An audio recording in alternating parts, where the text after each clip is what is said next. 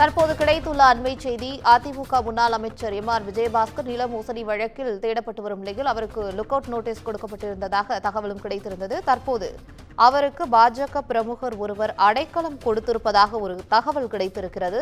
100 கோடி ரூபாய் மதிப்பிலான சொத்தை அபகரிக்க முயன்ற வழக்கில் அதிமுக முன்னாள் அமைச்சர் எம்.ஆர். விஜயபாஸ்கர் தலைமறைவாகி இருக்கிறார். எம்.ஆர். விஜயபாஸ்கருக்கு பாரதிய ஜனதாவைச் சேர்ந்த முக்கிய பிரமுகர் ஒருவர் அடைக்கலம் கொடுத்திருப்பதாக தகவல் கிடைத்திருக்கிறது.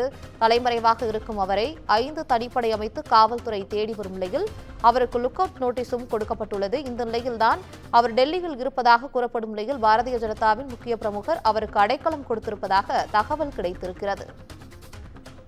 இதுகுறித்த கூடுதல் தகவல்களை தருவதற்காக செய்தியாளர் சுப்பிரமணியன் இணைகிறார். சுப்பிரமணியன், உங்களுடைய தகவல்களை விரிவாக பதிவு பண்ணுங்க.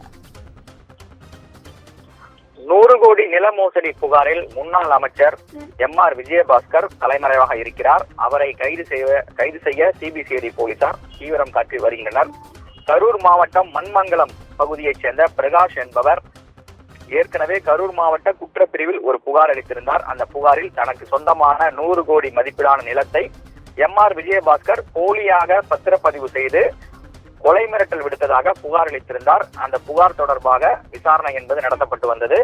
ஏற்கனவே 7 பேர் மீது இந்த புகாரின் அடிப்படையில் வழக்கு பதிவு செய்யப்பட்டிருக்கக்கூடிய சூழ்நிலையில் எம்.ஆர். விஜயபாஸ்கருக்கும் இதில் தொடர்பு இருப்பதாக காவல்துறையினர் உறுதிப்படுத்தினார்கள். அது மட்டுமல்லாமல் இந்த வழக்கை சிபிசிஐடிக்கு மாற்றம் செய்து டிஜிபி உத்தரவிட்டிருந்தார். சிபிசிஐடி போலீசாரும் தனியாக ஒரு வழக்கை பதிவு செய்து விசாரணை என்பதை தீவிரப்படுத்தினார்கள். இந்த தகவலை அறிந்து எம்.ஆர். விஜயபாஸ்கர் நீதிமன்றத்தில் முன்ஜாமீன் கோரி மனு தாக்கல் செய்திருந்தார். அந்த மனுவும் தள்ளுபடி செய்யப்பட்டது. இந்த நிலையில் அவர் கிட்டத்தட்ட 20 நாட்களுக்கும் மேலாக தலைமறைவாக இருக்கிறார். அவரை தேடக்கூடிய பணியில் சிபிசிஐடி போலீசார் தீவிரம் காட்டி வருகின்றனர். அவரை பிடிப்பதற்காக 5 தனிப்படைகள் அமைக்கப்பட்டிருந்தது. ஆனால் அவர் எங்கு இருக்கிறார் என்ற விவரங்கள் இதுவரை கண்டுபிடிக்கப்படாத சூழ்நிலையில் பாஜகவில் இருக்கக்கூடிய ஒரு நிர்வாகி அவருக்கு அடைக்கலம் கொடுத்து உதவி செய்து வருவதாக சிபிசிஐடி போலீசார் சந்தேகித்திருக்கின்றனர். அவருடைய நெருங்கிய வட்டாரங்கள் தொடர்பான விசாரணையில் ரகசிய விசாரணையை சிபிசிஐடி போலீசார் நடத்தி வருகிறார்கள். அதன் ஒரு கட்டமாக பாஜகவில் இருக்கக்கூடிய ஒரு நிர்வாகி அவருக்கு தொடர்ந்து உதவி செய்து வருவதாகவும் தலைமறைவாக இருப்பதற்கு உதவி செய்து வருவதாகவும் சிபிசிஐடி போலீசார் சந்தேகித்திருக்கிறார்கள். எனவே அந்த பாஜக நிர்வாகியுடைய நகர்வுகளை ரகசியமாக சிபிசிஐடி போலீசார் கண்காணித்து வருகின்றனர். அது மட்டுமல்லாமல் குறிப்பாக கேரளா மற்றும் மும்பையில் தனிப்படை போலீசார் ஏற்கனவே விரைந்திருக்கின்றனர். அதே போல டெல்லிக்கு அவர் சென்றிருக்கலாம் என சந்தேகம் எழுந்திருக்கிறது. அங்கும் தனிப்படை போலீசார் செல்ல இருக்கிறார்கள். அங்கிருக்கக்கூடிய மாநில போலீசார் உதவியோடு கண்டுபிடிக்கக்கூடிய முயற்சியிலும் சிபிசிஐடி போலீசார் தீவிரம் காட்டி வருகின்றனர். மேலும் சைபர் கிரைம் போலீஸ் உதவியோடு அவரை கண்டுபிடிக்கக்கூடிய முயற்சியிலும் ஈடுபட்டு கொண்டிருக்கிறார்கள்.